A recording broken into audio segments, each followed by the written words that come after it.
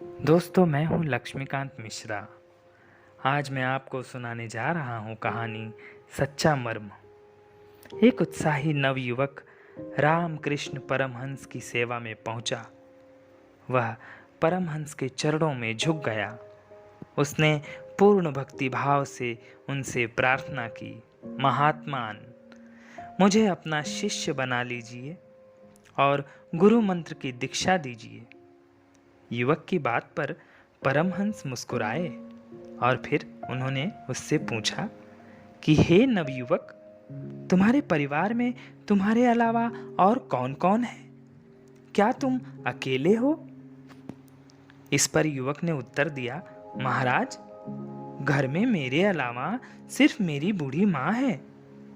युवक के उत्तर पर परमहंस को पहले तो थोड़ा सा क्रोध आया, लेकिन फिर उन्होंने युवक से पूछा, तुम गुरु मंत्र लेकर साधु क्यों बनना चाहते हो?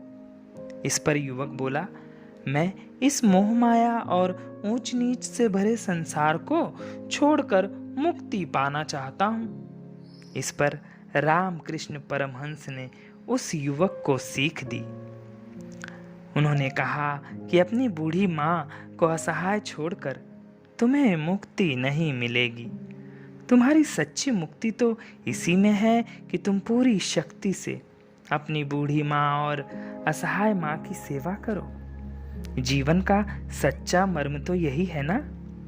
विद्या अध्ययन संपूर्ण करके जीवन संग्राम में प्रवेश करने वाले शिष्यों को आचार्य यही सीख देते हैं कि मातृ देवो भव, अर्थात माता के प्रति अपने उत्तरदायित्व को निभाओ।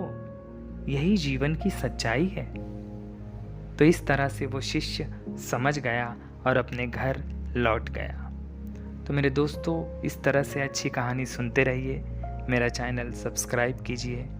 धन्यवाद।